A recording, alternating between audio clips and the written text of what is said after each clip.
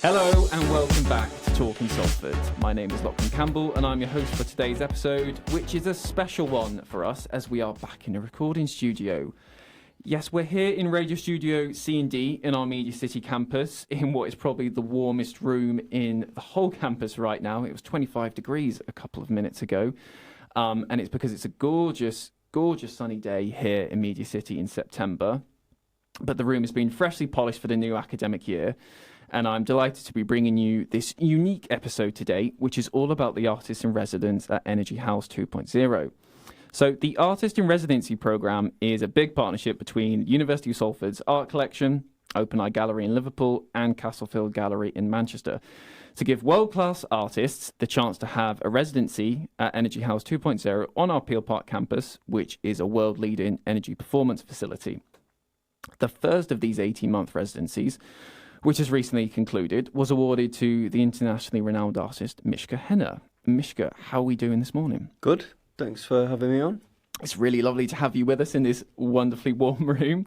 So Mishka is an artist living in Manchester who is known for often challenging conventional perspectives with his art as he encourages his viewers to reconsider their relationship with the world, technology and the consequences of human activities. His work has been featured at the Museum of Modern Art, the Metropolitan Museum of Art in New York, Pompidou Centre in Paris and the Victoria and Albert Museum in London.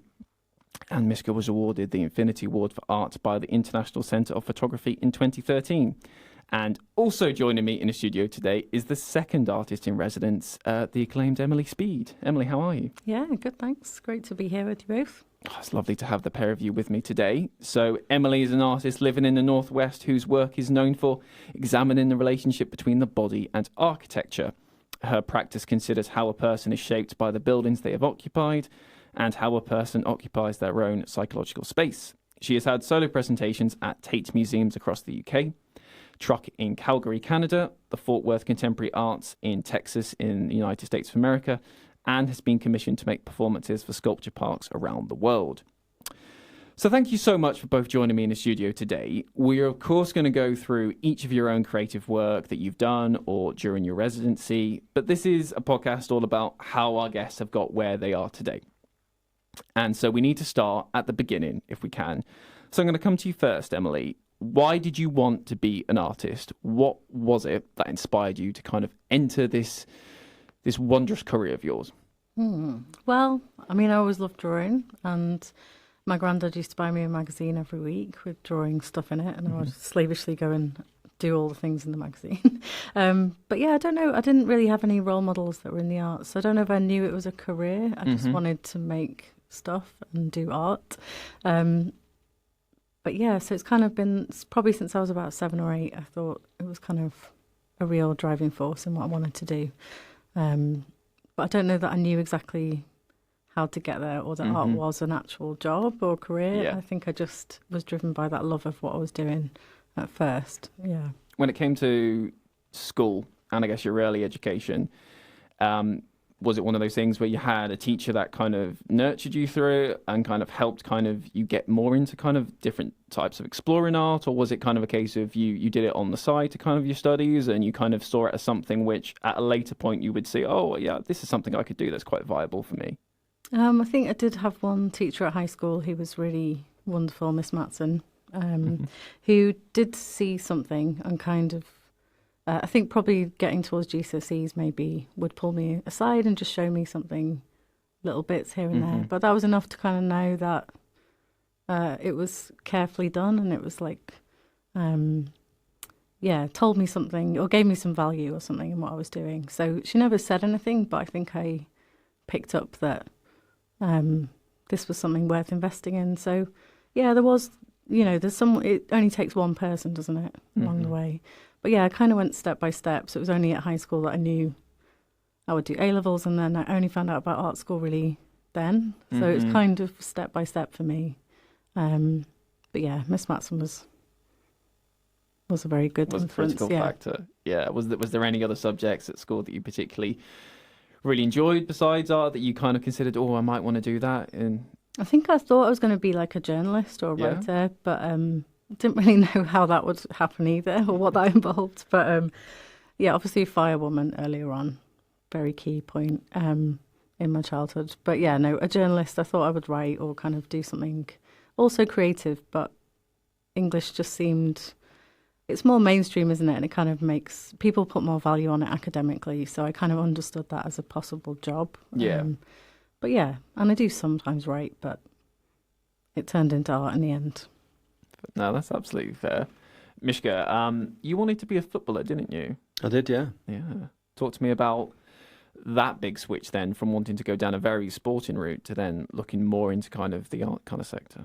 Well, I didn't even think about art until my mid-20s, really. No, I wanted to be, I was super keen in sports. I played a lot of tennis for the county. Then I had to make a decision, and I chose football at the age of 15, and I played a lot of football. And I was very close to getting an apprenticeship with a professional club, but I got rejected at the last hurdle when I was 16, just before going to college, and I was devastated about that. But they told me at the time, look, I had 8 GCSEs at the time, which, the club I was with, the closest other player had 3 GCSEs, and so statistically, there's such a small chance of having success and having a career in football that the club told me, for my own good, that I had a better chance going to college. So I went to college at Aquinas College in Stockport, and I had a brilliant sociology teacher, Mr. Neary, and he just basically opened my eyes to a whole new world. And my family heritage, is that my family, my grandparents were militant communists in communist Poland. Okay. And my mum completely rejected that and fled Poland and was in Paris in the 1960s when all sorts of crazy things were happening. And studying sociology, it just made all of this family history that I'd been hearing about all those years come to life, really. And I realised it wasn't an abstract thing at all. And I kind of, after I went to university, I studied sociology. I was absolutely passionate about it. But when it came to, I was offered a PhD. I went to Goldsmiths College in London, and I was offered a PhD, and I literally had my application in my hand. I was 21, and I thought, I can't do this. I need to live, because I'd done an MA straight after uni, and I had the offer of a PhD, and I thought, I can't do this. I want to experience the world. And so I drifted, really, for most of my 20s. I had no idea what I wanted to do. I wanted to be a writer. I moved to Paris to write a novel. I was completely delusional. I don't know what I was doing. I had a horrible time. I had no money. And then I came back. I thought I'd never come back to England. I've got a French passport, so I thought Europe is where I belong. And after 9 months in Paris, I couldn't wait to get back to England. I missed this sense of humour, the self-deprecation of the English. I missed it so much. I came back to England, and I went to my girlfriend at the time. Her dad had a membership at Tate Modern. And like I said, I didn't really know anything about art. And I went to see a photography show, and it was the first time that I'd ever seen art that was kind of expressive. So my idea of art and writing, what I thought art and writing should be about, was about self-expression. And here I saw an exhibition of documentary photography where there was no self-expression. It was almost just like a perfect mirror to society. And I thought, oh my God, I found my language. I get it. I don't even need to read the exhibition texts. I don't need to read the essays. The world of images is where I belong. And then that's how I started. So then when it came to, I guess, as you say, when you started, what was the first step that you then took after kind of having that awakening? I wanted to meet somebody who could teach me about photography, who could teach me how to use a camera, basically. And I called friends of mine, and a really good friend of mine said, I have a friend over from Canada. She's a photographer. She's living in London. You two should meet. And my idea was I would do the writing, she would do the photography, and together we would create these little stories, picture stories about London. But actually, I just wanted to learn how to use a camera. And we met, and 20 years later, we're still together. We've had 2 kids. And the first 6 years, we basically spent honing our craft, learning what it means to be a documentary photographer, proposing projects to arts council council arts officers. We started with a really small project, like £200, I think, and then 5 years later, we were working on like £25,000 projects. Wow. We'd moved to Manchester, which was a big move, only a year after we'd met, because living in London would be impossible. We're kind of starting from scratch. I was 27. I was 27 at the time. So we moved to Manchester, which at the time was so much more affordable.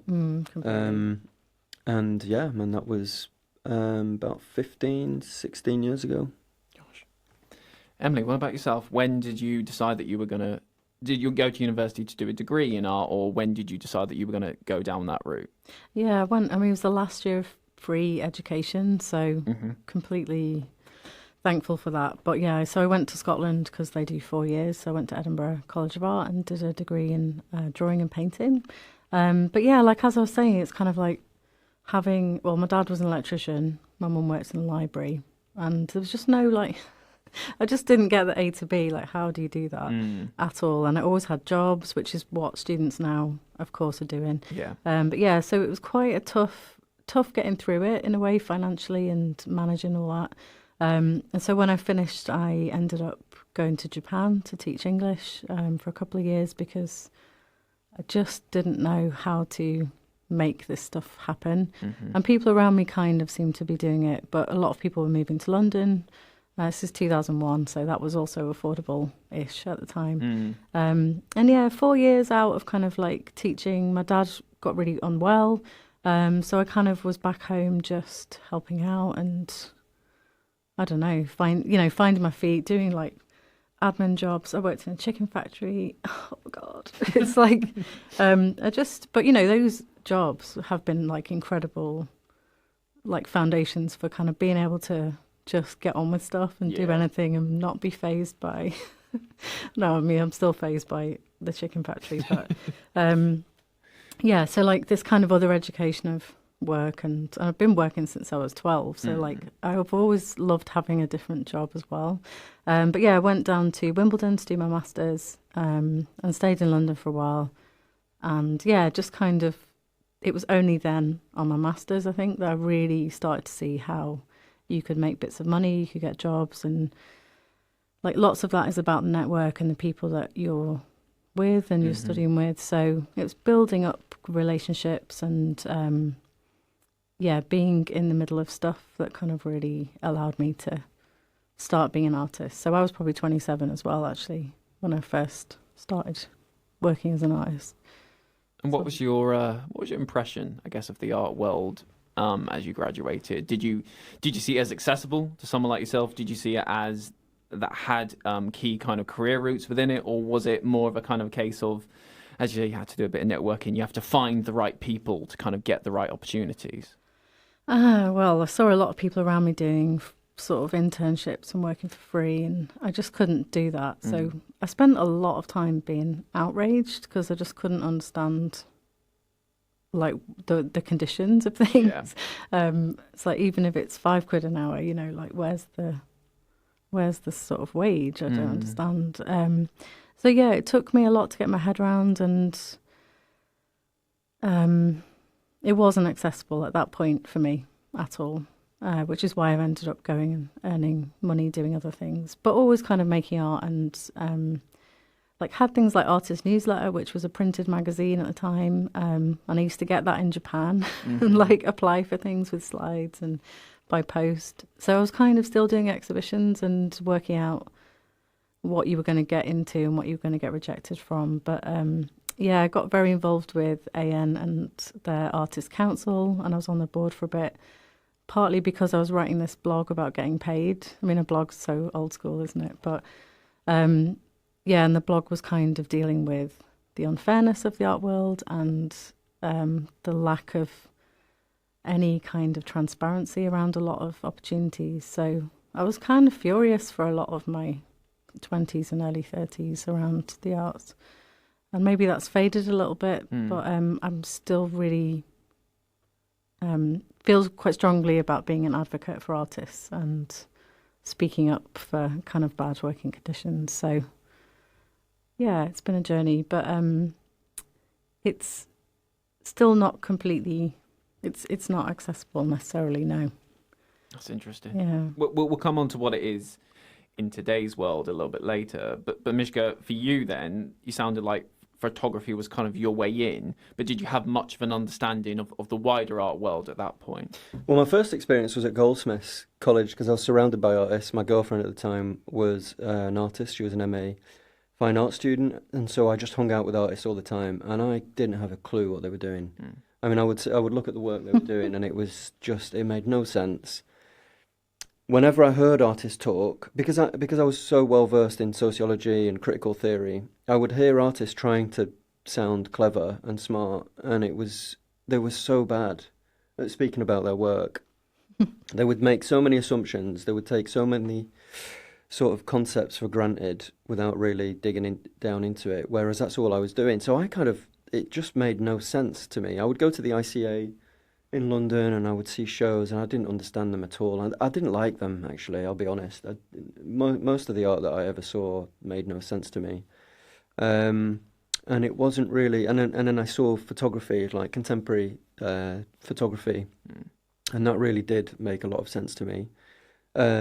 But it seemed that the photographers I really respected have very different pretensions, than the artists. I was so hungry. I had so much determination to kind of make it regardless. I'm the same as Emily. Like my background had, very little sort of interest in art. My parents weren't really that interested in it. My dad was a taxi driver, an architectural technician. My mum was an architect as well, but at a very low level. They lived very modestly. We certainly never remember going to galleries or museums. It was just a passion that emerged, from I would say from sociology really. And I was very lucky when I was 20, when I was in my mid-30s. I had a crisis with photography, actually. I started really losing faith in the camera as a tool, and I veered a lot more towards art and conceptual artists, funnily enough. So the very people who at first I really dismissed. And I had a friend who was a photographer who also was really interested in art, and he kind of taught me so much. He introduced me to artists like Chris Burden, just wild, crazy, sort of really funny artists, really incisive sort of cultural critiques and so on, and critiques of the medium as well. And I just loved it so much, but I felt like a failure, really. I think as a photographer, I felt like I'd really failed. And what I loved about art was it seemed to be, art seemed to be so receptive to failures. You look around, you look at artists, and so many of them actually are just complete losers. Really, you know what I mean? Like, they just are. They can't fit in anywhere. They cannot conform to, most normal social working environments even.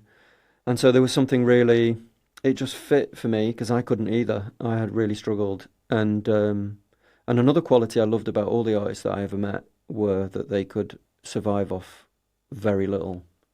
And, I think art has become so professionalized that we assume there's a lot of money swimming in art, but actually so many artists that I still know who had success, actually live extremely modestly and live off very little, and there's very little income coming in. And it's kind of probably at the worst it's been for a long time right now. Yeah, it's the worst it's been for me. Yeah. I earn less now than I did 20 years ago, that's for sure. But anyway, that's another subject. I felt right at home amongst all these artists, and I thought, this is me. This is, and I felt like in a way, because I'd failed and because I thought of myself as a failure, in a sense, there was nothing to lose. And so I started making work for the sheer fun and pleasure of it. And actually, that's probably when I made my best work. And I was very lucky that people took notice, and, you know, that launched sort of, you know, launched me into the art world probably about 13 years ago, 14 years ago. Yeah. That's so personal and honest of you, Mishka. And I guess my next question then is, what was it like when you did get your first commission, when you did get that recognition? And kind of how did you take that? Did you see that as, okay, I can get some work doing this kind of thing? Did it inspire you to do more, or was it kind of thing where you felt like you needed to know a bit more about the industry you were going into before you fully kind of thought, right, this is the way I'm going to work, this is how I'm going to do what I do? The industry is so opaque. There's no, you know, it's not like you can make a plan or, you know, a list of who to contact or anything like that.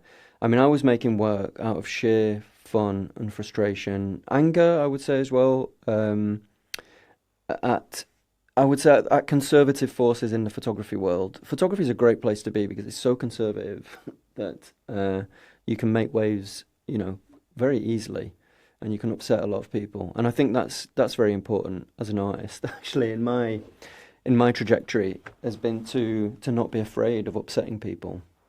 I think people take themselves very seriously.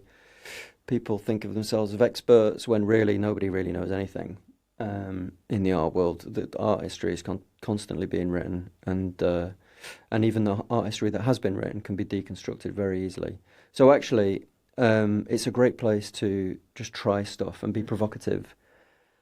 And what I found was that you know, there were so many curators, and the curators are important. They're people who champion artists. They're people who are approached to put on exhibitions.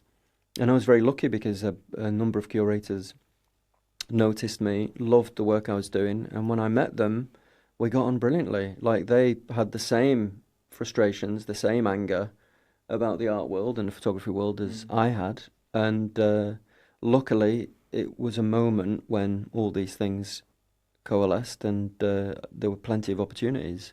But again, you know, there's no... I found it very hard because I went from 0 to 60 in a way. You know, I'd worked so hard trying to get my work seen. Nobody really was paying much attention, and then suddenly, you know, I was being invited to these huge shows, and I was being interviewed by national magazines and papers and stuff, and it was tough actually. I think I took on a persona, quite arrogant probably, because I felt that was what was needed, but also as a way to survive, I think, because you're being pulled in so many directions. It's hard to stay, level-headed. That was the beginning, though. I think I've mellowed out quite a lot. Yeah, Emily, what about yourself? Like, can you remember the first time you got a commission? Yeah, I mean, I think I haven't had that 0 to 60 thing, which is a blessing and a curse, because I think sometimes if you are launched like that, it makes you deal with it in a way, which kind of having a slower build-up is a bit less. There's too much time to think in between, maybe. Get in your own head. But yeah, I suppose, like, really, I left London and moved up to Liverpool in 2007. And during that was Capital of Culture year in 2008. So Liverpool was the European Capital of Culture. And there was a lot of opportunities. And as a city, that is a place where, like, curators are looking. They're part of, like, a ecology. You know, there's a really nice sort of ability to move on lots of different levels, which, you know, in London it just wasn't the case because it's the size of it, you know. So yeah, I was sent to Linz on a residency in Austria, and had like some money and time in a really beautiful space for probably the first time, you know, since sort of university studios. Like, it was an incredible place to be, where I could make some sculpture and kind of mess about, you know, do it for the pleasure of it, which is what is a powerful thing. And I kind of made these wearable works called Inhabitant and went out in the city in them, and that kind of got picked up by like a magazine in China and a Gestalten book. And so there was like kind of little moments of things then being very visible, and that kind of led to other things. But yeah, there was no pressure on that. So it was interesting that it was really, really easy to make and enjoy.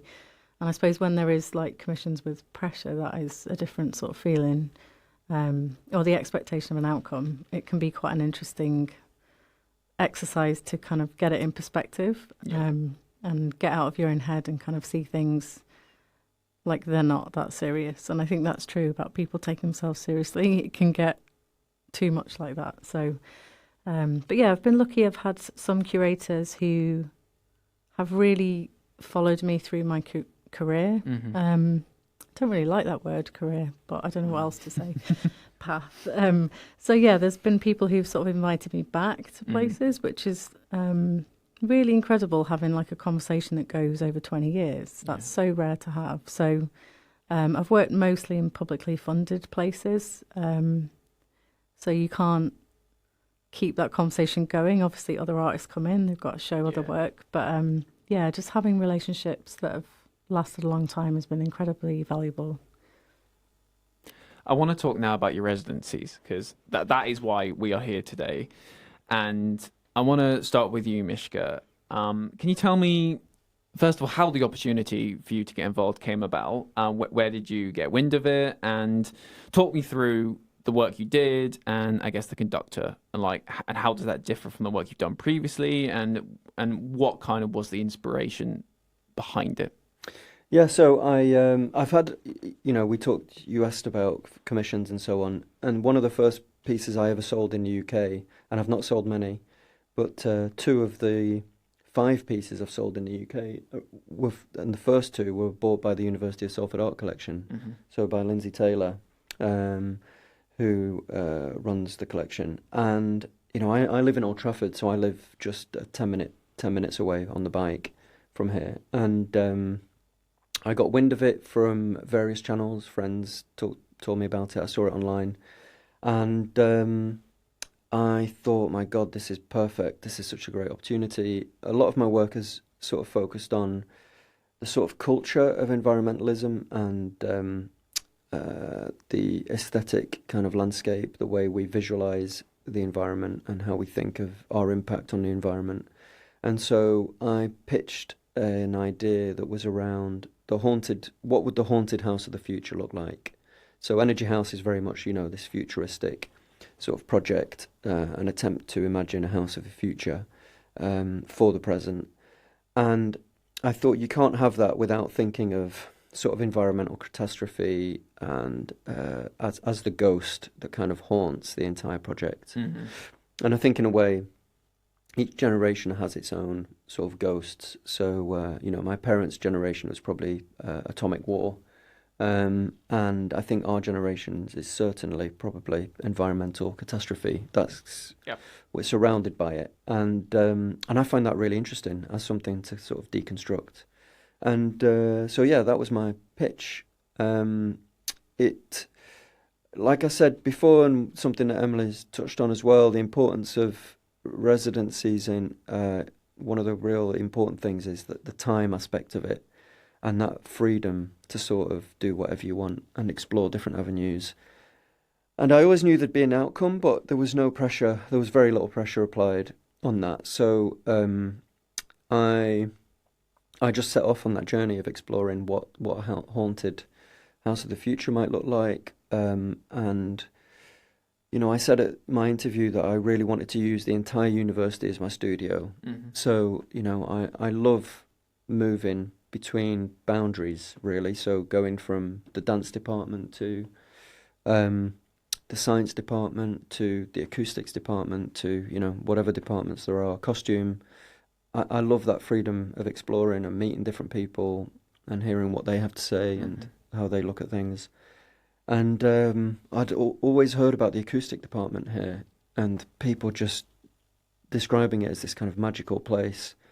And so I thought I have to go see it. And I went to see it, and straight away I thought, oh my God, this is extraordinary. It's kind of an echo of the Energy House building itself. They're 2 confined spaces, but they're doing 2 very different things. So I was really interested in the idea of coming up with something that could work in the acoustics department, and using their chamber as a kind of echo of the Energy House chamber.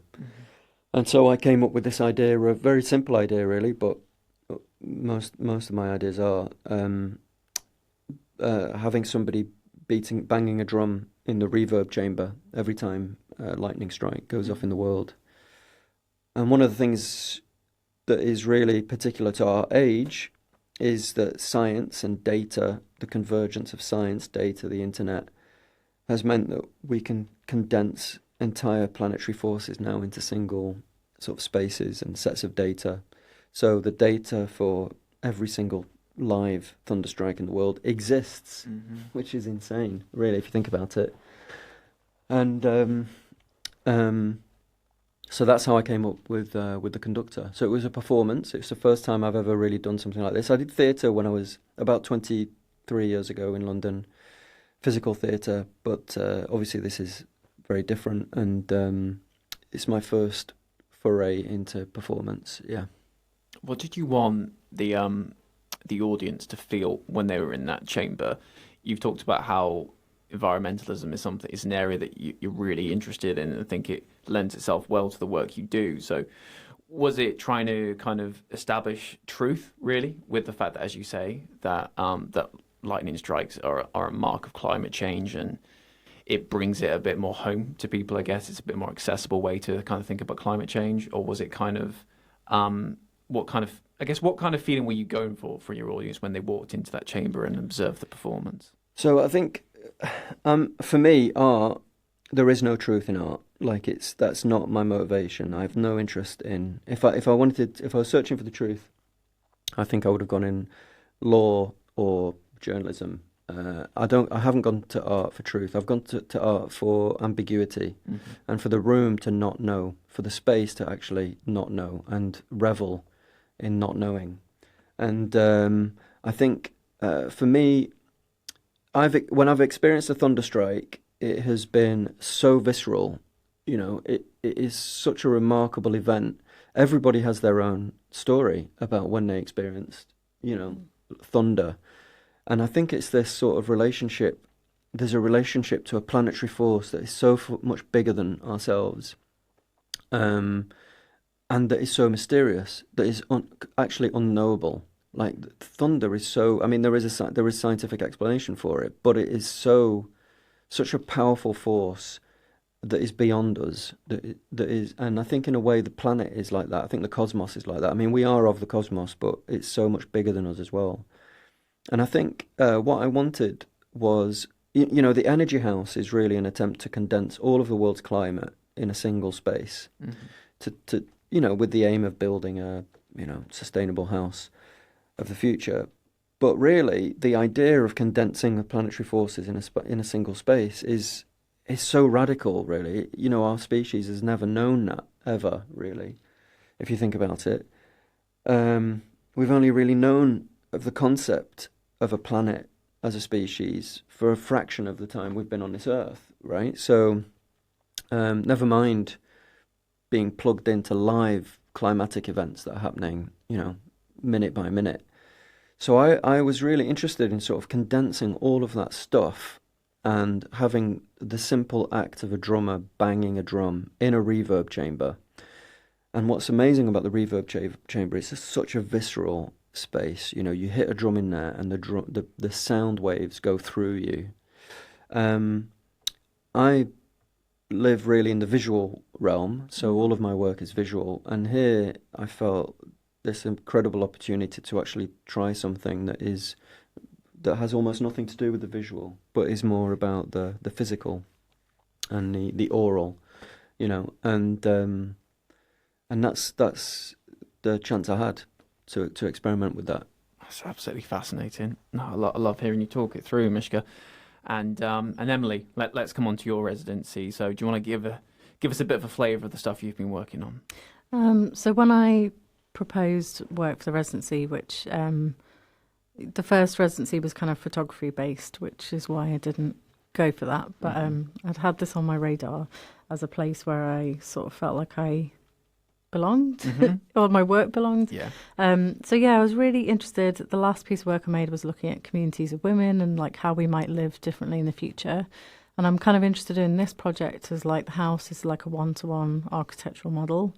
So it's a house, but it's also other. It's not a house. It's something else. It's a model for, like you're saying, kind of looking at all the different forces and materials, but it's kind of an idea as well. So it's a really interesting phenomenon as a sort of test space. But yeah, like thinking, a lot of what we're sort of collective environmental panic and grief that a lot of people are experiencing, comes down to feeling kind of helpless, I think. So there's a really, really difficult thing of trying to make changes in your own life and trying to be responsible and do what you can, but knowing it sort of isn't making enough difference. So I started kind of looking at not how we might live in the future, but maybe how we might be forced to live and kind of how we might need to share like backroom functions like the kitchen or shared spaces, and live in non-family units.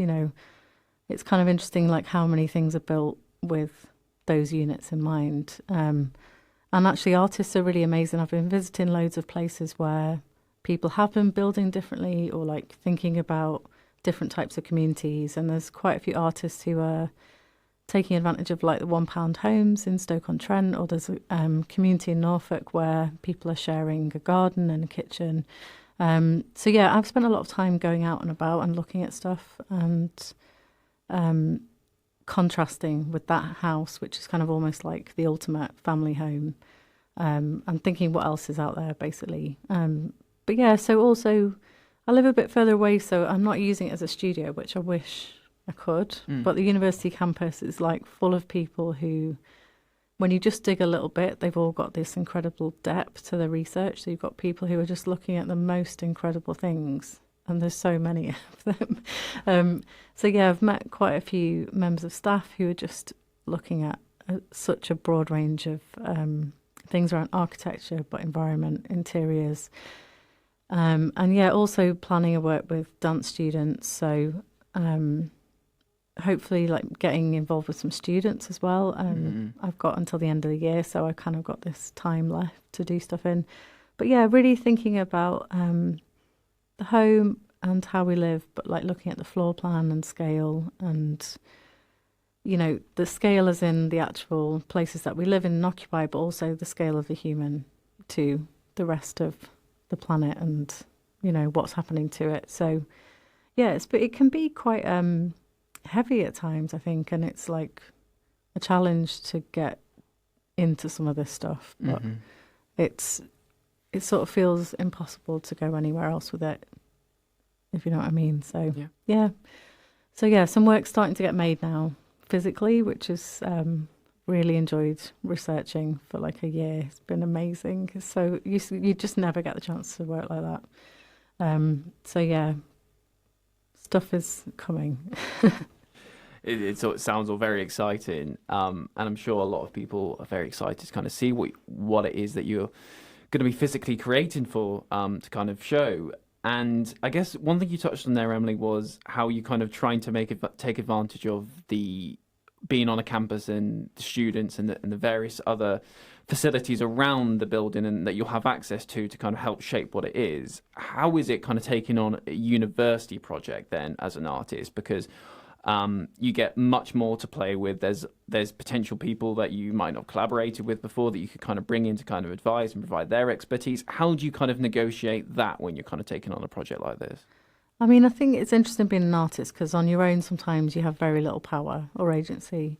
That's not true for every artist. Some artists have loads of power. But yeah, like sometimes that middleman, which here is the art collection at the university, or someone to introduce you, it just opens up it's like a huge funnel to loads of other things. So there's kind of tricky things about navigating the university in that it has its schedule and it has its own needs and, it's doing something entirely different. But yeah, I think it opens up so much. And when I was working in Fort Worth, I worked with students at the university there and kind of had access to their film studio and like camera equipment and things like that. So it makes things possible that you just cannot achieve on your own, which in terms of production particularly can be so it can open up so much for your own work as well, because you can push it to a place where you just couldn't get it otherwise. That's really insightful. So one thing I want to finish on today is a bit of a discussion around what the current generation of art students are facing. And you kind of touched on how the difficulties, the challenges that there are in the art world in 2024. But if we were to kind of have a bit of a chat now around what advice you'd be giving to current art students or those that want to enter the art sector in the next few years, what would be your best bit of advice for them if you were in their shoes? Where would you seek to kind of start? Mishka, I'll come to you first on this. Oh, well, I get the sense that the younger generation are way more savvier about their time and labour and what it costs. They seem to have been given such a harsh deal, you know, with university fees and with living costs and housing, that they have no other choice but to be incredibly savvy. I mean, my experience of the art world is, this residence is unique and it is rare. I mean, these things do not come up very often, which I think is a great thing for Salford, and other universities should take note, and Salford should take note, I think, because I think so many departments have benefited from this project. But I think generally it is extremely hard to have any stable income as an artist. So I would say my advice would be, don't even think about that. For a start, as a young artist, don't even think of art as being able to offer you a stable income, especially when you're starting out. So you have to learn to be. I mean, my advice would be financial advice, really, which is time. To make art, you need time. You need so much time. So you have to fight for that time. Whether that's financially, make some money, save as much as you can, which again I know how hard that is, especially for young people now. So it feels almost disingenuous asking people to save up, because I know how precarious, I know how difficult it is for them now. But if you can, even if it means moving city, you know, I moved to Manchester, which at the time was very cheap, move somewhere else, move to Stoke, you know, anywhere where you can get time, where your living costs are going to be low as possible, and where you're not going to go crazy because you're living with your parents, let's say. Whatever you can do to buy yourself some time to make work, do it. But I think also the only way you're going to be an artist is if you're determined to be an artist, if you have it in you, regardless of the obstacles, to keep going. You know, I'm 48, and I'm in a very difficult place at the moment. Like, you know, economically, it's not clear for me how I will survive as an artist, to be honest. And I'm 48, and I've been doing it for 20 years, and I've been very lucky in the last 15 years. But that luck has run out as well. So it's very difficult, yeah. But I would say find any way you can to buy yourself time. That's the secret, I would say. Emily? Yeah, I mean, I do agree about like this younger generation, that the ideology around art school is not there, which is because it doesn't come for free anymore. Why would it be there? So yeah, I think while you're, you know, it's really easy for me to say. It's hard for students to do because they're facing so many challenges, but just use everything, skill up. Like, you've got people who are experts at all kinds of things. Go to all the workshops, do everything, like be a sponge for all that stuff, because you will kind of need things you don't expect. And I think as an artist, like every project, you almost need to learn a whole new skill. That is what I've found. But yeah, like you won't have the facilities, so just absolutely like blitz everything. But yeah, like leaving, it's really tricky. And I do think like what you're saying about where you live and what you're doing is kind of is right, like buying time. And I've always, like, I think when I was doing my master's, I had like 5 or 6 different part-time jobs at the time, and kind of had this crazy diary, and it's never really been that much different for me. And I guess, yeah, like I'm 45, so we're quite close in age, but yeah, like 2 years ago, I've taken a job at the university. Sorry, Manchester Met. But yeah, like, you know, there's a need there for a pension, and like I've got a small child, I need some money. So it's kind of like, the time you think your career might be going up, it doesn't work in a linear trajectory. It can be lateral. It can be all sorts of different progress, and it can go up and down. So you have to kind of have stability in other ways, and there's no shame in that. And it's not like failure is a dead interesting word, because I think it's really important as an artist to fail all the time. But having a job in a shop is relatively kind of psychologically freeing, because it's not part of your art.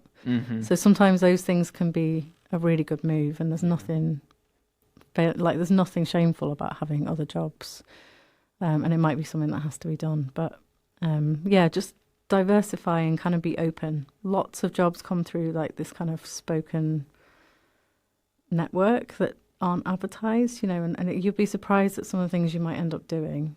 There's lots of different weird careers out there, and some that don't exist yet that will exist. So, could I add something actually? Yeah, go for it. Work together, join forces. Like, Emily mentioned it before that, she's working with people who she worked with 20 years ago. It's the same for me. I've just been invited to do a show with a curator that I worked with 14 years ago. And relationships are so important. I mean, they are in everything. But I think in art, especially so, because, as you grow older with your peers, they will, they will become important. They will occupy important roles. But also, is it trite to say enjoy it as much as you can? That's a great thing to say. It's really important. Don't think of art as an economic thing. Really think of it as this unique, amazing space where you really can do anything, and you can fail spectacularly. I can't think of any other profession really, or any place where failure can be so rewarded, and failure can be so rewarding. What? Politics? Politics? That's a whole different discussion there, Emily. But I mean, in terms of your cohort at uni as well, like the people that you study with, some of them become amazing curators of big institutions, and some of them become really famous artists, and some of them are like estate agents. But you will keep in touch with people probably for the rest of your life, and they'll bring all kinds of stuff. Yeah. Thank you so much for that, guys. That was really honest, insightful, and I think will definitely be of note to students, whatever university that they may be at, in terms of as they take the next few steps in their careers. So, look, that brings us an end to today's episode. A big thanks to Mishka and Emily for joining us today. You can get all details of their work that they've done at Energy House 2.0 and with University of Salford Art Collection on the Art Collection's website. And you can listen to all episodes of Talking Salford wherever you get your podcasts, or watch us on YouTube. So until next time, goodbye.